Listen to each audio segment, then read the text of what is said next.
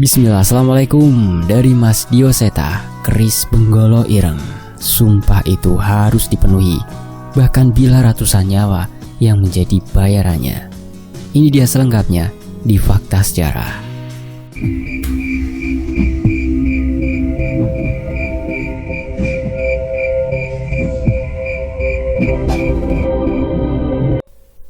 Malam itu, hujan deras mengguyur seluruh desa tanpa henti.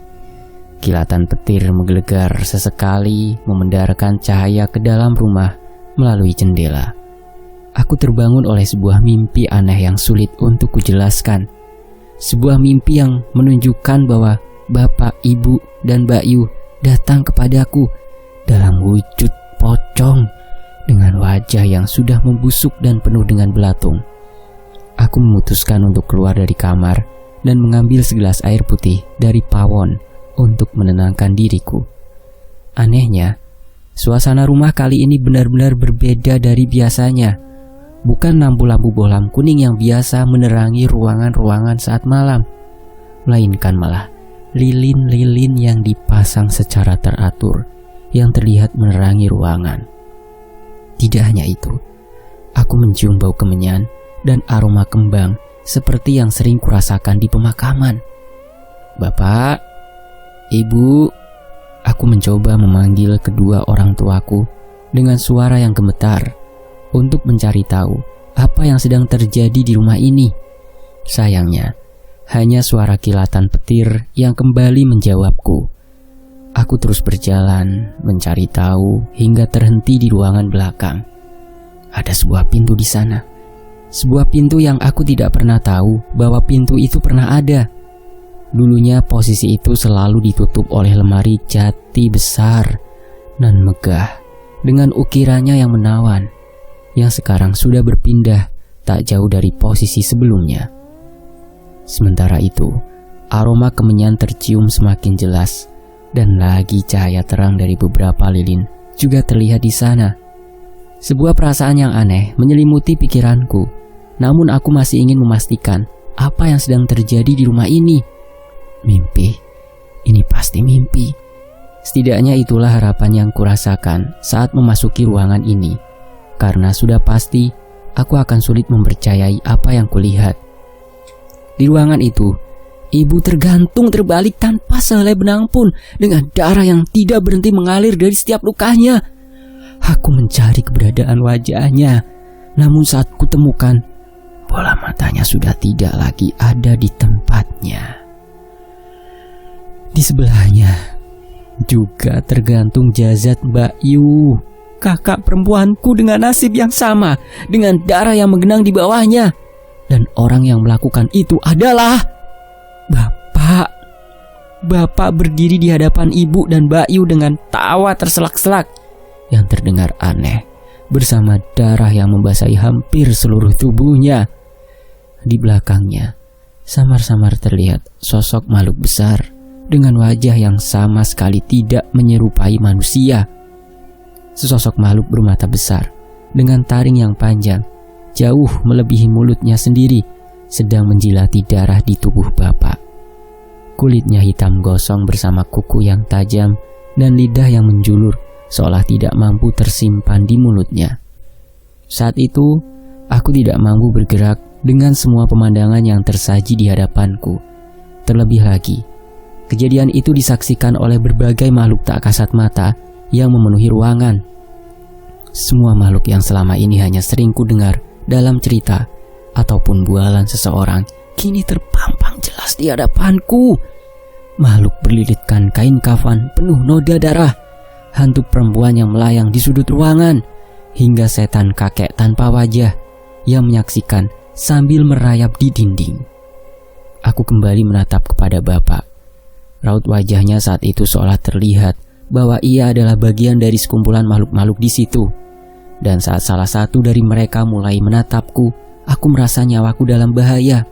Tubuhku gemetar dan kulitku memutih pucat. Lari. Sebuah angin berhembus mengantarkan sebuah kata yang memperingatkanku untuk lari, dan sepertinya memang itu yang harus aku lakukan. Namun saat baru saja aku mencoba berdiri, Bapak sudah menoleh ke arahku.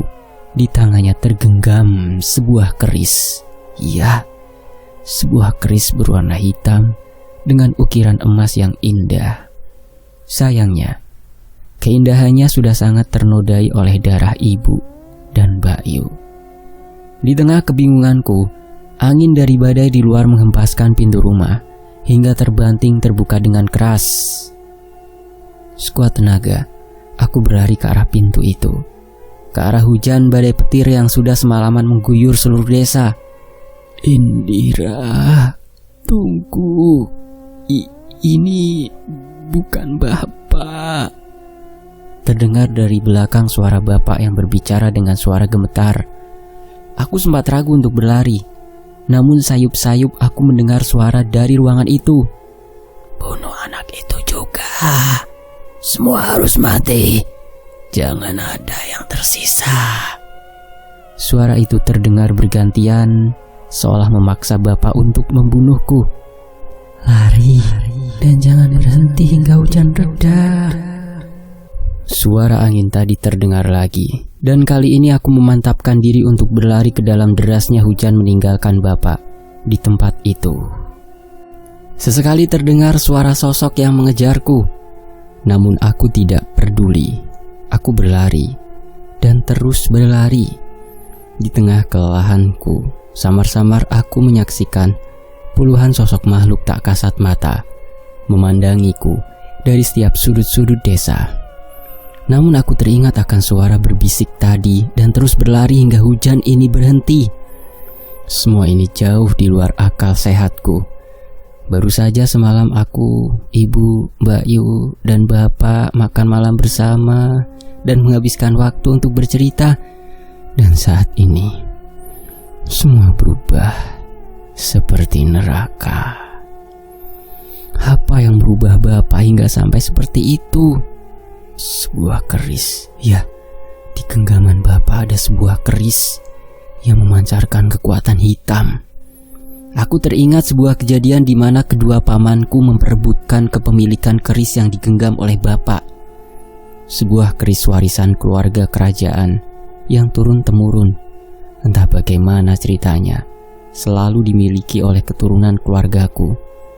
Konon menurut cerita, keris itu mampu menaikkan derajat pemiliknya dan memberikan kesaktian. Perebutan pusaka itu mengakibatkan perang santet antara kedua saudara bapak, istri dari Pak De Sumar, sampai kehilangan penglihatannya. Sedangkan anak dari Pak De Arto kehilangan kewarasan sampai bertingkah seperti orang gila. Hal ini membuat bapak sebagai anak tertua yang sebenarnya tidak berminat dengan pusaka itu mengambil alih kepemilikan pusaka itu, hingga nanti salah satu dari kedua saudaranya ada yang mau mengalah. Apakah kejadian ini ada hubungannya dengan hal itu? Apakah dengan kedua pamanku? Atau apakah ini adalah kutukan dari keris itu? Sebuah keris pusaka keluarga yang menurut cerita bapak selalu membawa kesejahteraan sekaligus petaka saat memilikinya.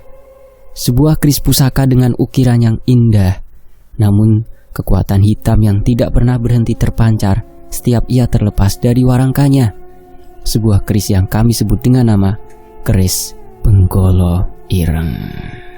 Sementara itu, di sisi lain, tarian nenek terkutuk.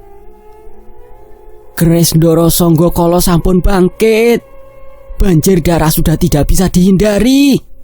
Seseorang, entah pria atau wanita, aku melihatnya dengan samar-samar. Ia mengatakan hal itu di dalam mimpiku sebelum akhirnya tersadar dan terbangun di sebuah rumah kayu tua dengan kain basah yang menempel di dahiku. Tubuhku lemas. Aku menyentuh leher dan dahiku dan mendapati hawa panas dari sentuhan kulitku. Sepertinya aku demam semalaman. Tapi ini di mana? Aku mencoba untuk berdiri, namun tubuhku terlalu lemah. Pandanganku kembali berputar ketika aku mengangkat kepalaku sebelum akhirnya kembali terbaring di kasur kapuk lusuh satu-satunya di rumah ini. Cahayu, jangan bangun dulu. Kamu demam tinggi semalaman, nanti tambah parah. Seorang ibu-ibu tua berjalan dengan cepat menghampiriku saat mengetahui aku sudah tersadar. Sepertinya ia pemilik rumah ini. "Bu, ini di mana? Kenapa saya bisa ada di sini?" tanyaku. "Ini rumah saya. Panggil saja Mbok Nasri. Kamu semalam Mbok temuin pingsan di jalan." "Ya sudah, Mbok angkut pakai gerobak sayur si Mbok ke rumah," jelasnya. Aku mencoba mengingat kejadian semalam. Semua yang kuingat seperti mimpi buruk bagiku. Namun keberadaanku di sini memastikan bahwa ibu, Mbak Yu, benar-benar telah mati di tangan Bapak, persis seperti yang kulihat semalam. Saat itu tanpa sadar aku menitikkan air mata, tak mampu menahan rasa sedihku. Mbok Narji yang mengerti perasaanku segera meninggalkanku setelah meletakkan segelas teh hangat di meja kecil di sampingku. "Ya sudah, Mbok tinggal dulu biar kamu tenang. Tehnya diminum sambil Mbok carikan sarapan," kata si Mbok dengan penuh perhatian. Iya Mbok, maafin Indira ya Mbok," jawabku. "Oh, jadi nama kamu Indira? Ya sudah, istirahat. Gak usah mikir macem-macem. Anggap saja rumah sendiri," lanjut Mbok Nasri yang segera meninggalkanku, yang masih berkutat dengan tangisanku. "Bapak," aku meratapi keadaanku saat ini. Apa yang harus aku lakukan? Satu-satunya anggota keluargaku yang masih hidup adalah Bapak.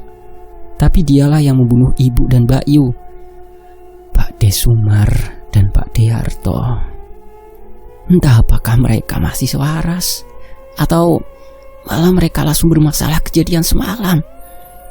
Entahlah, sepertinya tubuhku masih terlalu lemah dan kehilangan kesadaran dengan demam dan rasa sakit di kepala yang terus menggangguku. Di perbatasan kesadaranku, samar-samar aku mendengar suara renta menyanyi dengan melantunkan kata-kata yang terdengar jelas olehku. "Putune sing gawa pati sampun teko. Ana janji sing kudu dituntaske." Aku terbangun lagi dan melihat seorang nenek-nenek mencoba menghampiriku dari depan pintu sambil setengah menari kegirangan dengan tubuh rapuhnya dan memamerkan giginya yang hitam dan rambut putihnya yang acak-acakan.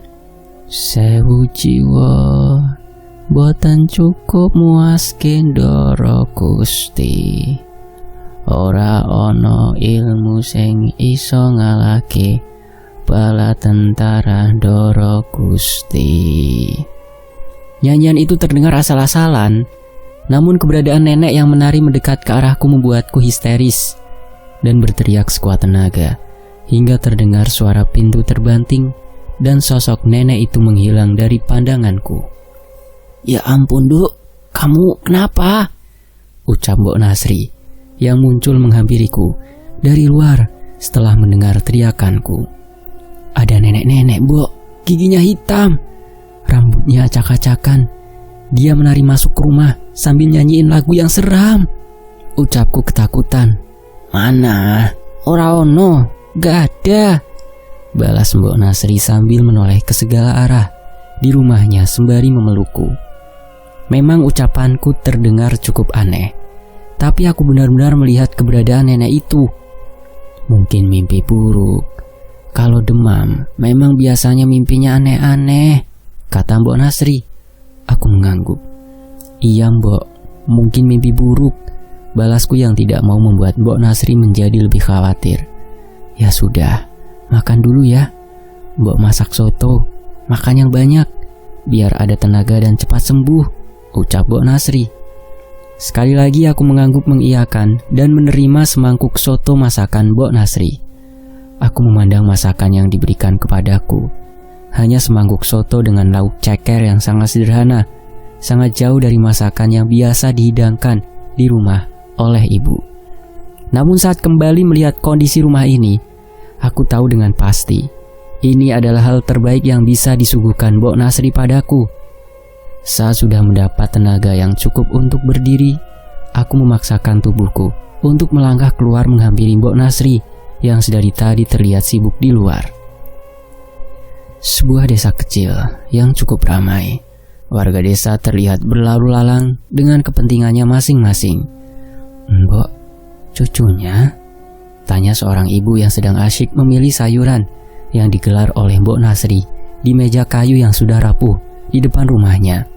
"Nje Bu, namanya Indira. Ayu toh?"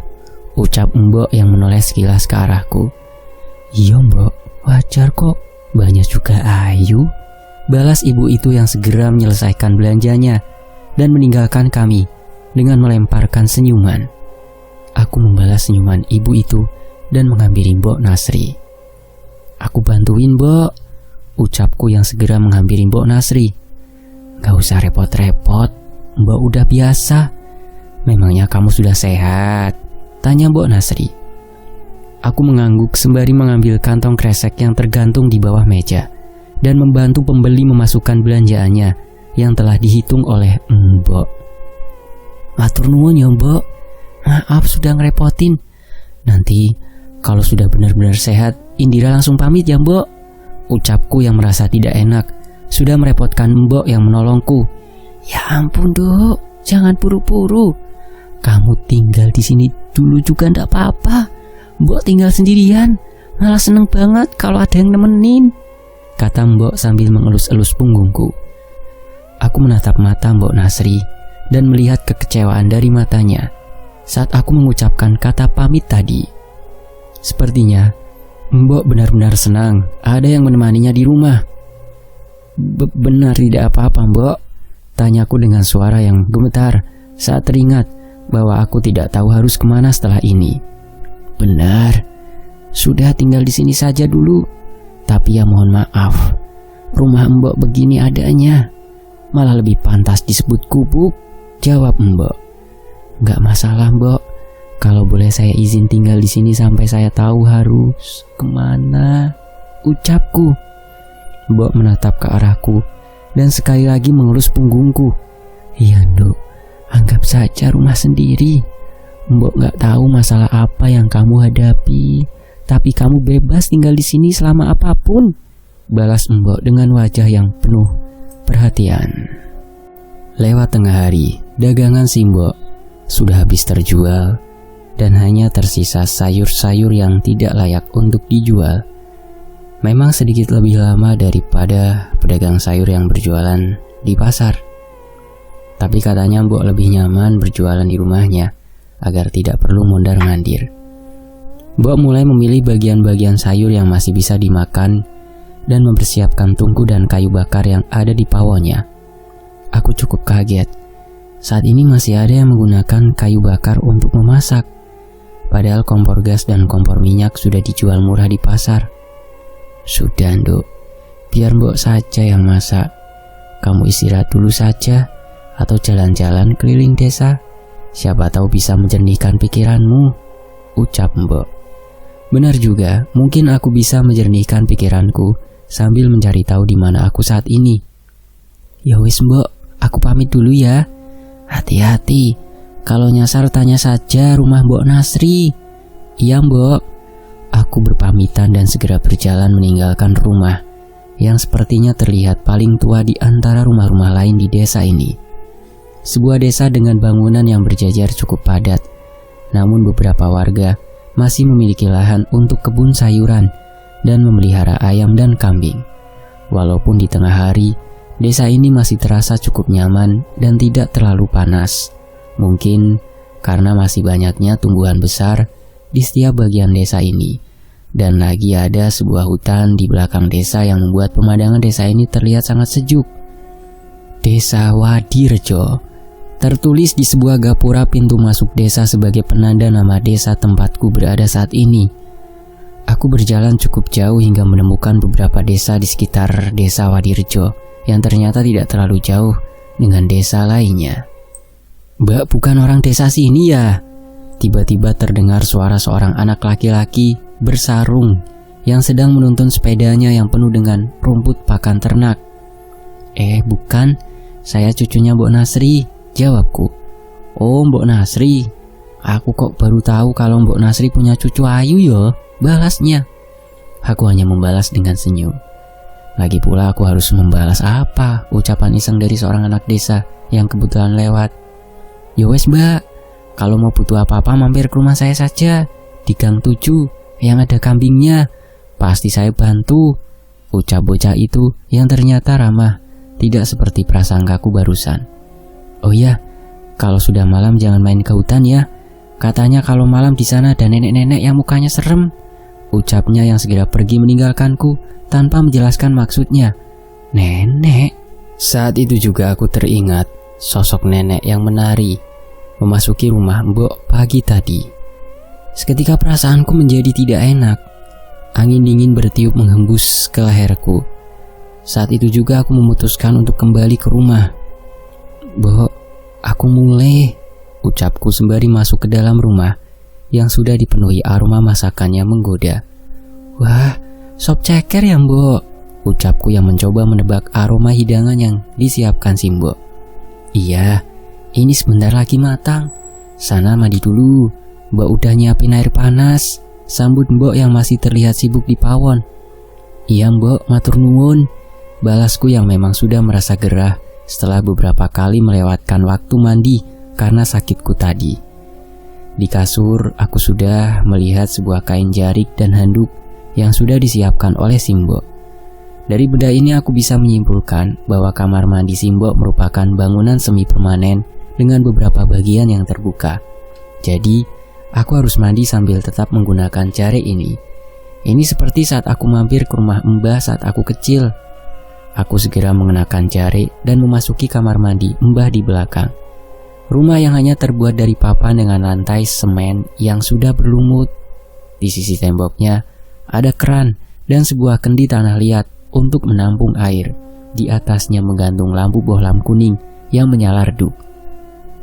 Gayungnya pun masih sangat kuno dengan menggunakan tempurung kelapa yang diikatkan ke sebatang kayu. Namun airnya terlihat begitu jernih yang membuatku tidak sabar untuk menuangkannya ke kepalaku. Tanpa membuang waktu, aku segera mengambil gagang kayu dengan batok kelapa, mengambil air dalam kendi, dan bersiap mengguyurkan air itu ke badanku. Namun sebelum sempat menuangkannya, tanganku terhenti.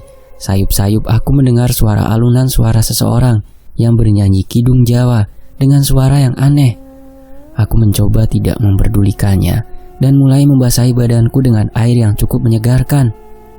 Bilasan demi bilasan berhasil membuatku cukup nyaman, hingga tiba-tiba aku terhenti ketika merasakan ada yang aneh dengan air yang membasahi tubuhku.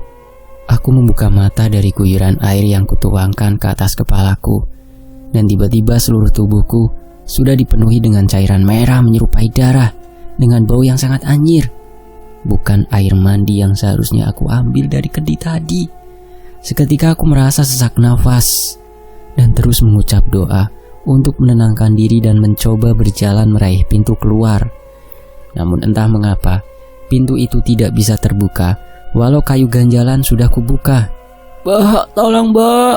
teriakku mencoba meminta pertolongan. Aku terus menggedor, tapi tidak ada jawaban apapun. Gelisah dan rasa takut campur aduk menjadi satu. Aku terus menggedor pintu, sampai tiba-tiba aku mencium bau bangkai yang kurasa berasal dari sesuatu yang berada di belakangku. Aku berbalik dan mencari tahu sosok yang berdiri di belakangku. Saat itu juga, aku membacakan doa terus-menerus. Di hadapanku, aku menyaksikan dari dekat sosok seorang nenek seperti yang tadi pagi kulihat. Namun ia tidak menari seperti tadi. Nenek dengan baju Jawa yang penuh dengan bekas noda darah, yang dengan rambut acak-acakan dan gigi yang menghitam. Dari dekat terlihat dengan jelas kulit wajahnya penuh dengan kulit kering dan mata yang putih tanpa bola mata. Nenek itu tidak berkata sepatah kata pun, selain suara erangan mengerikan dan mulutnya yang perlahan membentuk senyum yang mengerikan. "Mbok, tolong Mbok," ucapku yang sudah mulai tidak mampu mempertahankan kesadaranku. Namun saat kukira aku akan pingsan, seketika guyuran air membasahi tubuhku. Aku memperhatikan tubuhku. Tidak ada darah merah yang tadi kulihat. Aku memutar badan, memperhatikan ke seluruh kamar mandi dan hanya aku seorang diri yang ada di tempat ini. Saat itu juga, aku segera mengeringkan tubuhku, mengenakan baju, dan segera meninggalkan bilik kamar mandi. Apa itu tadi? Hayalanku? Pikirku dalam hati. Namun tetap saat akan memasuki rumah dari pintu belakang, Sekali lagi aku samar-samar mendengar suara kidung Jawa yang dinyanyikan oleh suara perempuan tua. Mbok, di desa ini apa ada nenek-nenek yang sudah sangat sepuh? Aku mencoba bertanya pada Mbok yang sedang menata masakan di meja. Sepertinya ia sangat senang dengan keberadaanku di sini. Nenek, di desa ini ada beberapa nenek, tapi rata-rata umurnya 80 tahunan, jawab Mbok. Kalau yang sudah sangat tua, rambutnya putih acak-acakan, giginya hitam begitu, ada nek? Tanyaku. Mbok menoleh ke arahku. Sepertinya ia sadar ada sesuatu yang aku alami. Ada apa, Tondu? Tanya Mbok dengan raut wajah yang cemas. Enggak Mbok, enggak apa-apa. Tadi pas jalan-jalan aku ketemu anak kecil pakai sarung. Katanya jangan ke hutan malam-malam, bisa ketemu nenek-nenek serem. Balasku mencoba untuk tidak membuat Mbok tidak cemas. Walah, bocah itu lagi. Enggak ada kok. Itu bercandaan dia saja. Tapi dia ada benarnya. Jangan ke hutan malam-malam, bisa kesasar nanti, balas Mbok. Aku mengangguk dan kembali melanjutkan mengeringkan rambutku sebelum menikmati sajian makan malam sederhana buatan Mbok yang entah terasa begitu enak. Sesekali Mbok bercerita tentang almarhum suami dan anaknya yang meninggal karena kecelakaan beberapa tahun yang lalu. Ia terlihat begitu kuat dan ikhlas dengan takdir yang ia terima. Sangat wajar. Ia sangat senang dengan keberadaanku di sini. Nanti jangan tidur malam-malam ya. Tubuhmu belum benar-benar pulih. Kalau mau tidur malam besok saja. Besok di lapangan belakang desa ada panggung, pasti rame, cerita Mbok padaku. Acara apa toh Mbok? Tanyaku. Biasa, ada warga desa yang hajatan dan ngundang acara dagelan apa wayang orang gitu. Mbok belum tahu jelas acaranya. Pokoknya rame, jawab Mbok dengan semangat. Aku tersenyum melihat gerakan Mbok saat menceritakan dengan antusias acara yang akan digelar besok. Walau tubuhnya sudah cukup tua, tapi semangat hidupnya masih berapi-api. Iya Mbok, tak tidur cepet biar besok bisa lek-lekan, balasku sambil menikmati malam yang sederhana itu bersama Mbok Nasri di rumahnya yang sederhana namun terasa nyaman untukku saat ini. Bersambung. Terima kasih sudah mengikuti bagian ini. Mohon maaf apabila ada salah ejaan dalam pengucapan. Terima kasih semuanya. Saya pamit. Demikianlah Kris Benggala yang bagian 1 di Fakta Sejarah dari Mas Dioseta. Wassalamualaikum warahmatullahi wabarakatuh. Terima kasih semuanya.